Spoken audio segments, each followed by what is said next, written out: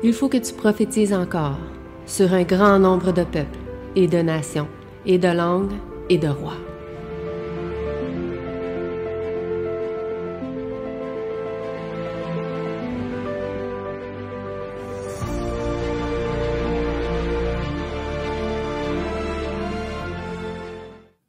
Mais maintenant, tout est réglé. Donc, déjà, bon sabbat à chacun d'entre vous. Donc, aujourd'hui, c'est la première fois que nous sommes dans la salle, donc la nouvelle salle. On espère pouvoir la garder et pouvoir la voir chaque samedi pour que nous puissions nous réunir en personne. Donc, en ce moment, nous sommes à Montréal. Donc, et on est content, malgré le petit nombre, de pouvoir se réunir ici en personne.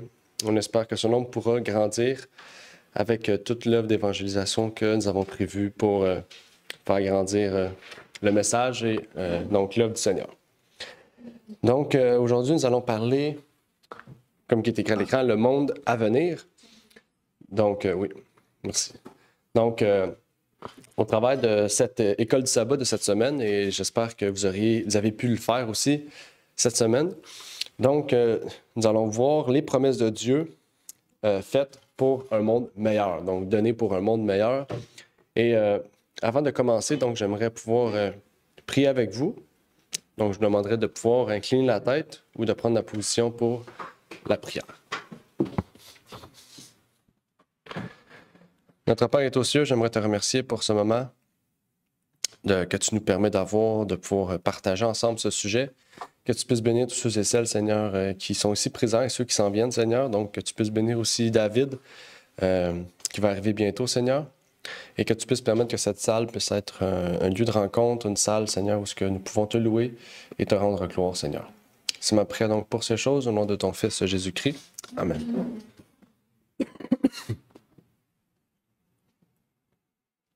Donc, depuis la chute de l'homme, Dieu a révélé les difficultés que l'homme aurait à subir tout au long de sa vie. On nous dit ici, dans Genèse, au chapitre 3, versets 14 à 19, « Alors l'Éternel Dieu dit au serpent, « Puisque tu as fait cela, tu seras maudit entre toutes les bêtes et entre tous les animaux des champs. Tu marcheras sur ton ventre et tu mangeras la poussière de tous les jours de ta vie. Et je mettrai inimitié entre toi et la femme, entre ta postérité et sa postérité. Celle-ci t'écrasera la tête et toi tu la blesseras au talon. » Il dit à la femme, « J'augmenterai beaucoup ta peine et ta grossesse. Tu enfanteras des enfants avec douleur. Et tes désirs se tourneront vers ton mari. Il dominera sur toi. » Et il dit à Adam, « Puisque tu as obéi à la voix de ta femme et que tu as mangé de l'arbre au sujet duquel je t'avais donné cet ordre, tu n'en mangeras point. Le sol sera maudit à cause de toi. Tu en mangeras les fruits avec peine tous les jours de ta vie. Et il te produira des épines et des chardons, et tu mangeras l'herbe des champs. Tu mangeras le pain à la sueur de ton visage jusqu'à ce que tu retournes dans la terre, d'où tu as été pris, car tu es poussière, et tu retourneras dans la poussière. » Donc ici, Dieu décrit la nouvelle vie, on pourrait dire, la nouvelle vie que l'homme devra subir tout au long de son existence. Donc, on parle des difficultés à trouver de la nourriture, des difficultés à pouvoir vivre, à pouvoir trouver un toit, à avoir des vêtements, à enfanter. Aussi, la soumission de la femme vis-à-vis du mari. Ça dit que l'homme dominera sur la femme. On parle ici que la mort aussi a été mise en place. Tu as été créé poussière, tu retourneras poussière. C'est toutes les choses que Dieu a mises en place. En fait, c'est plutôt le résultat de la conséquence du péché qui a été mise en place. Et en fait, au travers de toute notre vie, donc on doit se rappeler des conséquences du péché, en fait.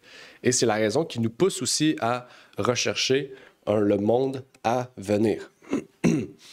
Dieu a révélé ici une des charges, on pourrait dire les charges principales que l'homme devra subir tout au long de sa vie. Aujourd'hui, on pense qu'il y en a plus, mais il n'y en a pas plus. C'est qu'on se met nous-mêmes des charges en plus. Mais au départ du péché, tout ce qui est marqué dans Genèse 3, c'est les charges que Dieu a incombées à l'homme. Et ce qui est intéressant ici, c'est que il y a une question importante qui se soulève face à cela, c'est que sans espérance, ce monde de souffrance est-il utile à nous? Sans espérance, ce monde de souffrance est-il utile à nous? Donc, si on se met en 2024, est-ce que ce monde de souffrance est utile à nous? Le son. Moi, je dis non. Non? Pourquoi? Moi, je pourrais pas venir. C'est pour ça que j'en ai. Donc, moi, je dis que non, parce que ça serait quoi? Et moi, je me demande comment les gens peuvent percevoir la vie, de juste vivre et après ça mourir. Puis honnêtement, OK, peu importe je sais pas, comme les gens, quand ils arrivent vers la fin de leur vie, c'est comme si ils se rappellent qu'il y avait Dieu et que, ils vont soit aller au ciel ou soit périr la mort éternelle. Donc, honnêtement, sans l'espérance, en fait, ce monde n'a pas de sens. C'est juste comme vivre dans un monde de maladie, de souffrance, d'angoisse, de péché, de souillure, de malhonnêteté. En fait, il n'y a rien... Honnêtement, il n'y a rien de beau dans le monde actuel. Et c'est juste la nature de Dieu qui peut nous donner peut-être la joie ou en fait qui peuvent nous rapprocher de Dieu. Et même le sabbat, comme on avait vu la dernière fois, c'est vraiment le sabbat qui nous rapproche de Dieu. Mais sinon, dans ce monde, il n'y a rien de beau, il n'y a rien qui apporte la paix, qui apporte la vie, qui apporte... c'est juste un monde de souffrance. Mm-hmm. Merci, Armand. J'ai rentré dans ça. Donc, oui, effectivement, merci, Armand. C'est vers ça, en fait, que aussi je voulais vous apporter, parce que la conséquence du péché est sur tous les hommes, en fait. Puis, quand on lit Genèse et qu'on voit les conséquences du péché, puis on voit les hommes qui essayent un peu d'éviter toutes ces conséquences-là, de chercher à vivre éternellement ou à chercher à enlever les douleurs de l'enfantement ou à, je sais pas, à se dire que l'homme et la femme ne sont pas juste égaux, mais dans le sens que c'est comme... Ben, je pense que vous comprenez, là, le féminisme et toute cette idée-là, auquel on essaie de renverser les rôles, etc., tout ça. Mais en fait, on voit que vraiment, quand on lit Genèse 3, on voit que l'homme, en fait, essaie de chercher quelque chose pour fuir le péché ou éviter le péché ou éviter toutes les conséquences du péché. Mais en fait, c'est parce qu'eux, ils ont évité Dieu, en fait, qu'ils cherchent ces choses-là. Et vraiment, on voit que, en fait, on doit passer par là. Et parce qu'on a une espérance, eh bien, on passe par ces choses tout en ayant la joie de savoir que, eh bien, cette vie n'est que passagère. On le dit dans Éphésiens 2:12, « Vous étiez en ce temps-là sans Christ séparés de la République d'Israël, étrangers par rapport aux alliances de la promesse, n'ayant point d'espérance et sans Dieu dans le monde. » Donc, on dit on était séparés de la République d'Israël. J'ai trouvé ce terme assez, on pourrait dire lourd, mais pas lourd, plutôt large, grand. Quand même, République d'Israël, c'est comme... on peut penser à la République de Rome ou République dominicaine, je sais pas, toutes les républiques. Mais là, on parle de la République d'Israël. On parle de la République de Dieu. C'est quand même quelque chose de puissant. Et on dit ici que nous étions étrangers à toutes ces choses. On était étrangers aux promesses, étrangers aux alliances, étrangers à tout ce que Dieu offrait face à la chute de l'homme, en fait. Et ça, c'est quelque chose de puissant, en fait. Parce que maintenant qu'on a l'espérance, on peut comprendre des promesses, on peut comprendre des alliances que Dieu fait pour son peuple. Et ça nous pousse vers une autre question. Est-ce que ce monde de souffrance ne nous touche pas? Est-ce que, vu qu'on est sous la République d'Israël, maintenant on est comme loin des conséquences du péché? Bon, ben, j'ai dit ça plus facilement d'après la question, mais est-ce que ce monde de misère, on est comme épargné par ça parce qu'on est chrétien ou parce qu'on croit en Jésus?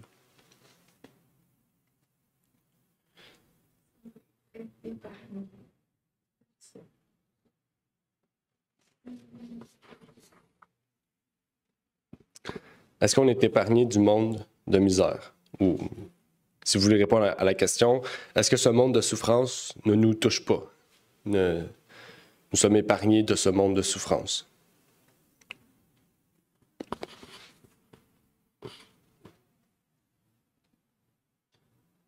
Moi, je dirais que... Moi, je dirais que on n'est pas épargné par ces souffrances. Quand Jésus-Christ était venu et qu'il avait apporté sa prédication, sa première prédication sur, je pense, que c'était le mont des Oliviers, puis il disait vous qui êtes souffrants, venez, vous qui pleurez, vous allez arrêter de pleurer, vous qui êtes débonnaires, vous allez plus être débonnaires. Donc, comme qu'est-ce que Jésus-Christ voulait apporter, c'était le message qui donne la vie. C'est sûr qu'avec lui, eh bien, on est comme une nouvelle créature et comme je pourrais dire comme notre vie, comme elle est perçue, notre vie, elle est différente de ceux qui vivent dans le monde. Mais même si, par exemple, on est rapproché de Dieu, eh bien, on est comme sujet, genre, à vivre dans ce moment ou dans ce temps de souffrance. Et je pourrais dire, oui, ça nous touche, c'est sûr, ça nous touche, mais on a cette espérance que Jésus-Christ va essuyer toutes nos larmes, qui va nous donner cette paix, qui va nous sortir de toutes ces difficultés. Donc, c'est ça. Moi, je pense que, comme rajouter à ce qu'Arav a dit vraiment, c'est que je pense que ça nous touche plus à nous qu'à d'autres personnes, en quelque sorte, cette souffrance en quelque sorte. Parce que Jésus dit que on sera persécuté à cause de son nom. Donc, automatiquement, juste parce qu'on entre dans cette acceptation de plan de salut, on accepte cette souffrance en quelque sorte. C'est pas quelque chose on sait qui est ignoré. On le sait et on l'accepte avec beaucoup d'humilité et avec beaucoup de foi en quelque sorte, parce qu'on sait justement, comme Aravna a dit, viendra un temps où nos larmes seront essuyées. Et je pense que c'est quelque chose qu'on attend parce que ça fait partie de notre espérance. Puis c'est vrai que c'est douloureux, mais nos larmes seront essuyées par la grâce de Dieu. Donc, je pense qu'on est sur la bonne route quand on a cette anticipation à la souffrance, parce que c'est comme, on est sur la bonne route. Ouais. C'est un message c'est comme, ça m'est arrivé. Tant mieux, je pense que c'est gloire à Dieu. Parce qu'en même temps, c'est un témoignage. 2, c'est une espérance. Et puis, ça vient avec la bonne nouvelle. Même la première question dans la leçon, ça dit « Les conditions actuelles de la création, c'est les souffrances, des douleurs de l'enfantement. » Comme le monde vit comme la terre vit les douleurs en ce moment de l'enfantement. Et nous, on est présentement sur la terre et on sent ça, on voit toutes ces choses. Puis, en plus, on devrait tellement être plus attristés de savoir que l'état du monde actuel est tellement pire, tellement ancré dans les ténèbres puis dans le péché. Tout à fait. Merci. Tout à fait. Donc, exactement, puisqu'on est en Christ, donc ça nous touche plus. Pas parce qu'on est on est mieux, c'est parce que Satan nous attaque plus. OK? Donc, les conséquences du péché ne sont pas plus pires. C'est parce que Satan nous attaque plus face à tout le monde qui nous entoure. Puis aussi, c'est parce que vu qu'on est censé être différent du monde, dans le monde, comme là, on est à Montréal, en plein milieu du monde, je veux dire, mais on n'est pas du monde. Les gens vont voir une différence. Puis cette différence-là, nous aussi, ben, tout ce qui nous entoure, puisqu'on voit le péché qui augmente, puis nous, qui on essaie d'éviter ça, ben, on voit vraiment chaque petit péché, on va le voir d'une façon à ce que vraiment ça nous apporte, ben, ça nous amène à avoir plus de souffrance, dans le sens, voir plus de souffrance, voir plus de difficultés. Donc, c'est exactement. Puis, ben, une des preuves aussi, c'est Genèse. Dieu ne l'a pas dit à des païens, il l'a dit à Adam et Ève qui croyaient en Dieu, qui ont continué à persévérer. Donc, toutes les difficultés du péché, ils l'ont dit, et Dieu l'a dit à des personnes qui croyaient en lui. Donc, c'est un des points qui montre que, en fait, qu'on soit avec ou sans Dieu, eh bien, les conséquences du péché nous affectent aussi. Mais au moins, on a l'espérance. Donc, on n'a pas la tristesse ou la charge, la pesanteur de se dire qu'est-ce qu'il y a après ou qu'est-ce qui va m'arriver après, puisqu'on sait qu'on a une espérance, puis qu'on a quelque chose après qui va être mieux. Je vais lire un texte avec vous dans Patriarches et Prophètes qui nous dit « C'est à cause du péché de l'homme que toute la création gémit et souffre ensemble. La souffrance et la mort ont donc été imposées non seulement à la race humaine, mais aussi aux animaux. Il appartient donc à l'homme de chercher à alléger au lieu de l'accroître. » OK? Donc, c'est quoi? Il appartient donc à l'homme de rechercher à alléger quoi? La souffrance et la mort, au lieu de l'accroître. Donc, au lieu de tuer du monde, au lieu de faire en sorte que les gens meurent, on devrait rechercher le contraire. Donc, c'est-à-dire que tous ceux qui engendrent plus de morts, plus de difficultés, mais bien, ils subissent le jugement. Le poids de la souffrance que sa transgression a fait peser sur les créatures de Dieu. Celui qui maltraite les animaux parce qu'il les a en son pouvoir est à la fois un lâche et un tyran. Donc, ici, c'est plus une attaque directe à ceux qui font de la maltraitance animale, mais ici, c'est pour montrer aussi que tous les êtres vivants, animaux, insectes, humains, peu importe, on est tous sous la domination du péché, en fait, sous la conséquence du péché. Même les animaux meurent, en fait. Ils ne mourraient pas avant. OK? Mais nous, puisqu'on est conscient du bien et du mal, si on décide de faire le mal, volontairement d'accroître le mal plutôt d'accroître le bien, donc de faire en sorte que les gens vivent plus longtemps, faire en sorte que, on puisse permettre que la souffrance soit moins présente. Si on fait tout le contraire de cela, en fait, on va avoir un jugement beaucoup plus sévère parce qu'on va avoir engendré des conséquences qui aura des répercussions sur la race humaine, sur les animaux, comme on a vu, en fait. Là, je ne vous dis pas qu'il ne faut pas tuer les insectes, OK? Parce qu'on sait aujourd'hui, il y a des choses venimeuses, il y a des choses qui peuvent nous enlever la vie, OK? Donc, mais vous comprenez dans quel sens qu'on veut dire ça. OK? Et ça nous pousse encore une fois à une autre question. Là. Je vais essayer d'accélérer un peu, d'éviter de sauter quelques questions, puisque le temps avance. Sachant donc cela, quel est notre devoir envers nous-mêmes et celui des autres êtres vivants? Bon, on a pas mal répondu. C'est de faire en sorte que le monde souffre moins. Donc, d'éviter le plus possible de faire souffrir les autres, donc par nos paroles, par toutes sortes de choses, en fait. Et ça nous pousse à lire un texte aussi dans 2 Timothée 3,16.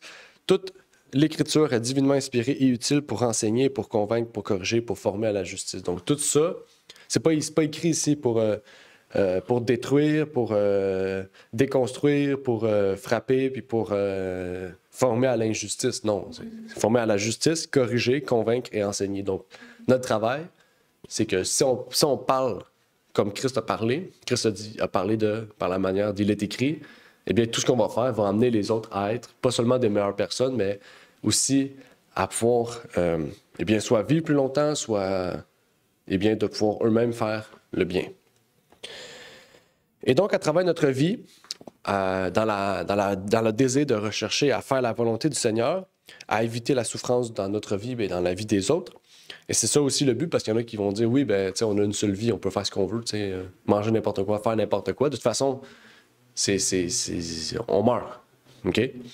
Puis il y en a qui disent, oui, on meurt, de toute façon, on a l'espérance après. Donc, peu importe ce qu'on fait là, tant qu'on croit en Jésus, on est sauvé. Le but, c'est d'éviter la souffrance dans notre vie. OK? Donc, ça veut dire que quelqu'un, par exemple, qui fume, OK? Qui se dit, de toute façon, je vais vivre après, je vais revivre après. La cigarette, ça le détruit lui. OK? Donc, lui, personnellement, il se met encore plus de souffrance, puis il se détruit sa santé lui-même. Donc, on pourrait dire que c'est quasiment un suicide, parce que se détruire soi-même tout en étant conscient de cela, c'est une façon de se suicider à petit feu. Mais en plus de cela, t'affectes les autres aussi. OK? Qui sont là aussi, alentour.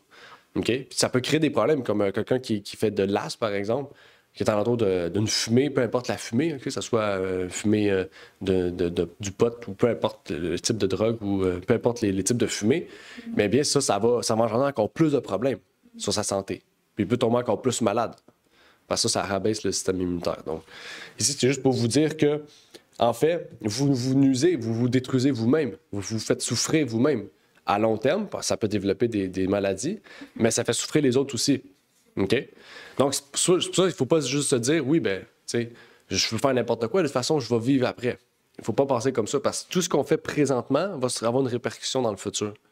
Soit dans notre vie terrestre future, dans notre vie céleste aussi. OK?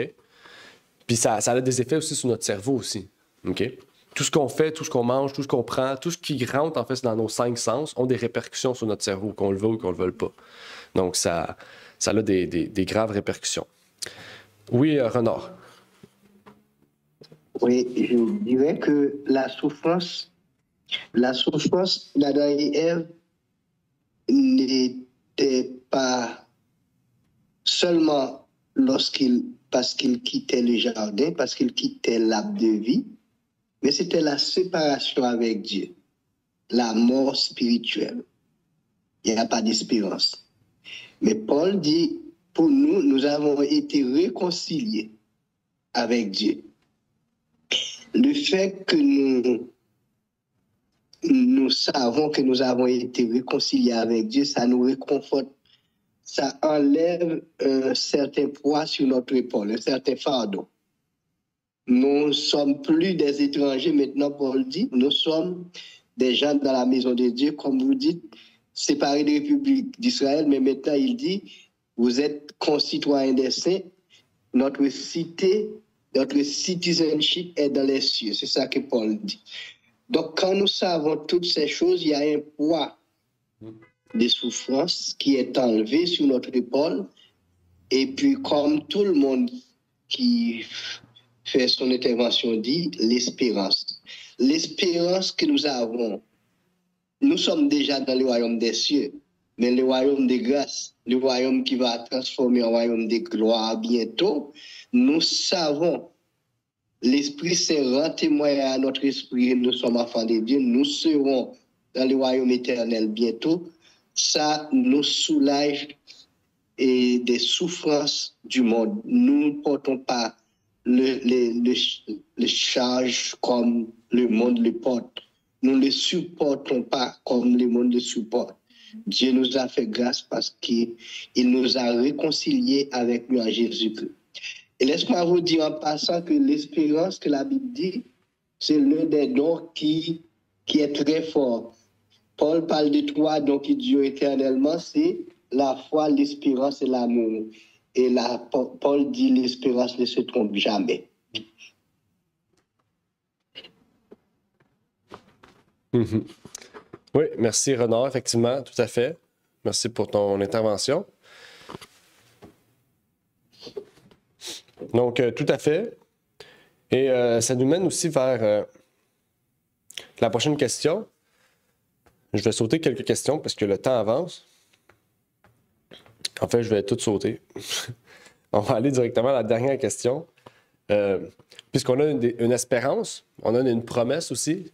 Si vous avez fait la leçon, vous avez vu qu'on a parlé d'Abraham, de la lignée d'Abraham, de la promesse d'Abraham, de qui sont les enfants d'Abraham, comment on peut devenir enfant d'Abraham sans être enfant d'Abraham, dans le sens physiquement, littéralement, de chair et de sang. Et en fait, Abraham aussi attendait la promesse. Il recherchait la promesse. Il y en a d'autres aussi, il y avait Enoch, il y en a plein d'autres qui attendaient la promesse, qui savaient qu'il y avait quelque chose qui allait venir, qu'il allait avoir un changement, mais eux, ils s'attendaient que ce soit dans leur vie à eux. Et on sait que ça n'a pas été le cas, en fait. Et ça nous amène vers la dernière question du jour. Quelles sont les 2 choses physiques et visibles promises aux enfants d'Abraham? Tous les enfants d'Abraham, qu'ils soient de chair et de sang, ou qu'ils soient rattachés au rameau, comme on dit, ou attachés à la branche d'olivier, qui sont ces enfants spirituels, ces enfants aussi physiques, qui sont ces enfants qui attendent une promesse physique et visible, en fait? Quelles sont les 2 choses que les enfants de la promesse attendent?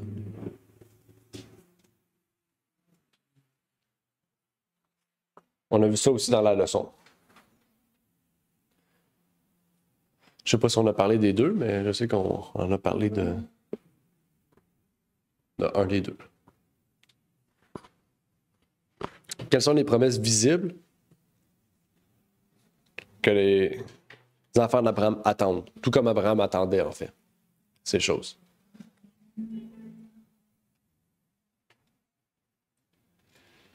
On va attendre encore quelques minutes, quelques instants. Quelles sont les promesses?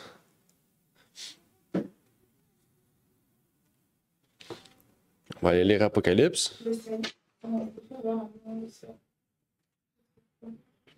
Okay. Je vis ensuite au ciel nouveau et une terre nouvelle. Car le premier ciel et la première terre avaient disparu et la mer n'était plus. Et moi, Jean, je vis la sainte cité, la nouvelle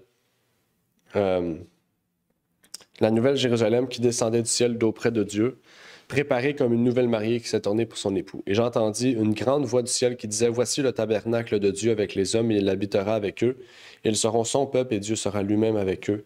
Il sera leur Dieu. Et Dieu essuiera toute larme de leurs yeux, et la mort ne sera plus. Il n'y aura plus ni deuil, ni cri, ni travail, car les premières choses sont passées. » Donc, dans ce passage-là, il y a deux choses que les enfants entendent. Okay? Abraham parlait de la Nouvelle Jérusalem, la cité céleste. Mais ici, on voit aussi qu'il y a la nouvelle terre. Okay? Parce qu'il faut savoir que quand Jésus vient nous chercher, il vient nous chercher pour aller dans la cité céleste, pas la nouvelle terre, la cité céleste. Donc, c'est la première chose que les enfants de Dieu recherchent. Mais par la suite, la cité céleste va rester sur la nouvelle terre. Okay? Donc, c'est deux choses physiques et tangibles qu'on attend, en fait. Donc, retrouver la nouvelle terre, atteindre la nouvelle terre ou attendre la nouvelle terre, et aussi aller dans la cité céleste pour devenir l'épouse de Christ, en fait. Parce que la Nouvelle Jérusalem, c'est l'épouse de Christ. Hein? Apocalypse, c'est ce qu'elle nous dit. Et dans cela, on va voir l'importance aussi de passer par le jugement, en fait. Sans jugement, en fait, il n'y a pas de juste. Parce que sur quoi on se base pour être juste ou injuste? Sur une loi. Mais la loi se base sur quoi? Sur un jugement. Pour que chaque personne, au travers de cette loi-là, puisse être déclarée juste ou injuste. Donc, la base aussi de tout cela nous révèle que le jugement est crucial, en fait. Okay? Et tout comme Abraham a été imputé par la justice de la foi, nous aussi, on sera imputés par la justice de la foi, en fait. Abraham, lui, a eu un signe qui s'appelle la circoncision. Il faisait circoncier toute sa famille. Lui-même a été circoncié. Okay? Pourquoi? Parce que, justement, il avait la foi. Et ces choses nous révèlent l'importance, donc, du processus du jugement.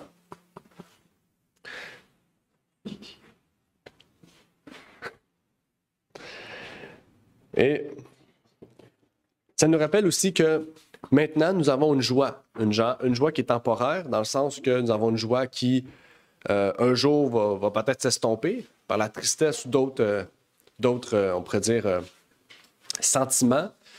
Mais quand on va arriver au ciel, on va avoir une joie qui va être éternelle. On va avoir la joie éternelle, le seul endroit où on pourra retrouver cette joie éternelle. Et donc, avant de terminer, nous allons lire l'appel du jour. Donc, l'appel du jour nous dit « Dieu nous révèle que l'espérance que nous avons dans le monde à venir est pour bientôt et tous les enfants fidèles de Dieu. » Donc, Dieu nous révèle aujourd'hui que le monde à venir arrive très bientôt et que cette espérance que nous avons en Christ, de sa venue, donc le salut, parce que le salut va se révéler à la venue de Jésus, eh bien, nous rappelle aussi que par sa venue, eh bien, nous pourrons voir, nous pourrons aussi assister, participer à cette cité céleste, à cette sainte cité, et aussi participer et assister à cette nouvelle terre qui va être recréée, reformée et remis à l'état de perfection. Donc, ça met fin à l'école du sabbat d'aujourd'hui. Donc, comme je vous l'ai dit, on a sauté plusieurs questions, plusieurs choses qui nous amenaient à la dernière question. Donc, si vous voulez vraiment toute l'affaire au complet, vous pourrez aller en ligne aussi, aller voir le PowerPoint, OK? Dans le PowerPoint, il y a toutes les questions et les réponses qu'on aurait pu discuter aujourd'hui, mais dû au retard qu'on avait. Donc, nous, on est arrivé à l'heure, mais donc la personne qui devait nous assister a eu quelques retards, un problème et tout, et donc, c'est pas très grave aussi, c'est la première fois, donc on s'adapte aussi. Donc, on s'excuse encore du retard qu'on a eu. Mais par la grâce de Dieu, on pourra se rassembler ici chaque samedi si Dieu le veut. Et on espère vous voir aussi, toutes les personnes qui sont dans le coin ici, pour vous dire de La Plaine à ici, c'est à peu près 40 minutes, puis c'est juste des autoroutes, donc ça se fait très bien. OK? Donc, c'est 30-40 minutes. Donc, pour ceux qui sont à Laval ou même à Montréal, c'est très proche. Et on vous invite à venir. Là. Il y a des arrêts d'autobus juste en face. Il y a le métro Jean Talon juste en face. Puis il y a du parking en masse ici aussi. Donc, vous pouvez vous parker aussi. Et donc, vraiment, on vous invite à venir aussi les sabbats pour non seulement adorer ensemble, mais surtout aussi de pouvoir inviter des gens aussi. Puis on va préparer l'évangélisation à faire aussi dans cette salle. Donc, avant de terminer la leçon, est-ce qu'il y avait des questions? Je ne vais pas demander à David des questions parce qu'il n'était pas là. Mais pour les autres, est-ce que vous aviez des questions? Ceux qui sont sur Zoom, est-ce que vous avez des questions? Je sais qu'on n'a pas passé beaucoup de temps sur la leçon. Moi, je l'ai eu. Oui, Claude. OK. Dans la leçon, on parlait de qu'est-ce qui a été promis à l'homme. Puis on cite Daniel 7, versets 26 et 27. C'est la fin, je m'interroge, c'est la fin qui dit son règne est un règne éternel et tous les dominateurs le serviront et lui obéiront. Comment est-ce qu'il faut saisir son règne est un règne éternel, puis ensuite il parle de tous les dominateurs. Qui sont les dominateurs qui vont le servir, qui vont lui obéir? Je ne sais pas si ça a rapport avec la question du... Avant, ça a rapport, hein, le 26 et le 27A, mais c'est le B qui je m'interroge.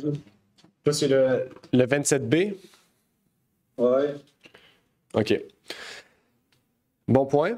Verset 27, ça dit « Et le règne », je vais le lire dans ma version pour qu'on puisse le comprendre, « Et le règne et la domination et la grandeur des royaumes qui sont sous tout le ciel seront donnés au peuple des saints du souverain. Son royaume est un royaume éternel et toutes les dominations le serviront et lui obéiront. » Intéressant. Mais déjà, Daniel 7, à partir du verset 25, on comprend qu'on parle du moment du jugement au ciel. La deuxième partie du jugement, le jugement où les méchants sont jugés.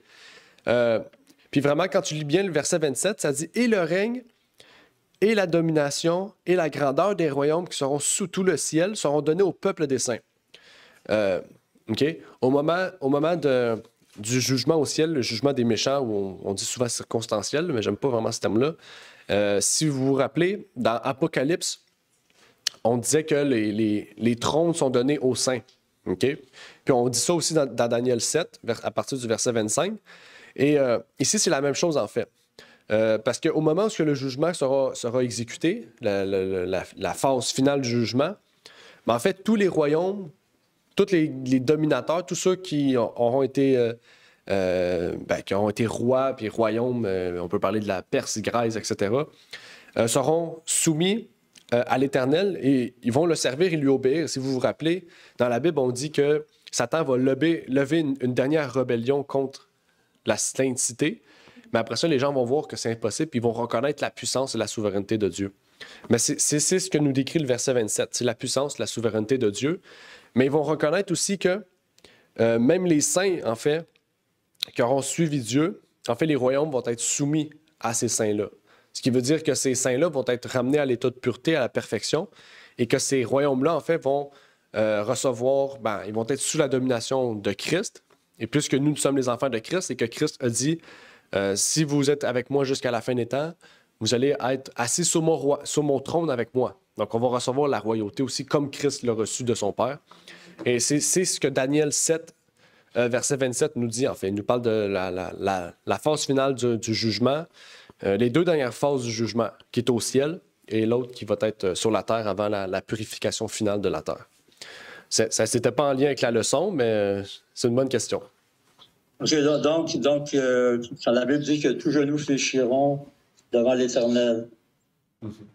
Donc, il va y avoir une guerre, la guerre Armageddon, vous comprenez? Je ne vais pas embarquer là-dedans, mais je veux dire, je comprends l'idée. C'est que l'autre va être soumis, va être obligé finalement de se soumettre à Dieu parce que c'est lui le seul, il n'y en a pas d'autre. Oui, exactement. Okay. J'ai un éclaircissement à apporter pour Claude.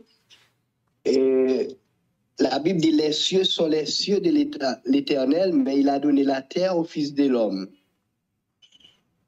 depuis les commencements, Dieu a dit à Adam, vous allez régner. Vous allez régner.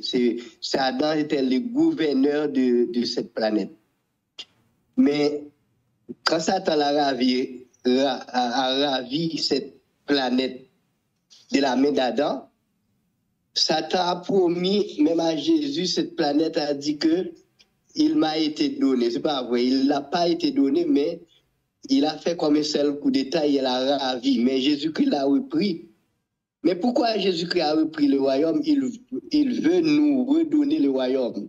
Il veut redonner le royaume. Bon, il a pris le royaume et il est le dernier Adam, la Bible dit. Donc, il a pris le royaume pour régner. Jésus va régner ici avec nous. Il a donné le royaume aussi au fils d'Adam. Alors, c'est ça que nous devons comprendre. En ce moment-là, le royaume va être restauré. Et dans l'Apocalypse, il est dit que Jésus-Christ, lorsqu'il est mort, il est ressuscité. Tu es digne d'ouvrir les livres parce que tu as racheté les gens de tous les royaumes, de toute tribu, de toute langue. Tu as fait d'eux un royaume et des sacrificateurs. Donc nous sommes des rois et des sacrificateurs. Nous allons régner sur ce royaume avec Jésus. C'est ce que la Bible nous a dit. Donc, ça doit encourager tout le monde qui sert Dieu fidèlement. Oui, merci Renan, effectivement. OK, donc s'il n'y a pas d'autres questions ou interventions, on va terminer pour qu'on puisse terminer à temps aussi. Donc, je vais faire la prière finale. Donc, notre Père qui est aux cieux, j'aimerais te remercier pour ce moment que tu nous permets d'avoir, de pouvoir partager ce sujet. Malgré le court temps qu'on a eu, on a pu partager les questions et répondre par ta parole les points importants de la leçon. Et tu nous révèles l'importance de voir le monde à venir, Seigneur, qui vient pour tous tes enfants, Seigneur, et par lequel nous gardons espérance, parce que nous n'avons pas espérance en ce monde, mais nous avons espérance au monde et à la sainteté que tu nous as promis et que tu as promis aussi à Abraham, à Enoch, à tous tes enfants, Seigneur, qui ont gardé les yeux fixés sur cela plutôt que les choses de la terre, Seigneur. Que tu puisses faire de même pour nous, et c'est ma prière pour ces choses, au nom de ton Fils Jésus-Christ. Amen. Merci d'avoir écouté cette vidéo. Si vous désirez rejoindre l'œuvre au Québec, veuillez nous contacter par email à asjh1889 de Terrebonne @gmail.com et via Facebook à commercial asjh1889 de Terrebonne. Merci à vous et que Dieu vous bénisse.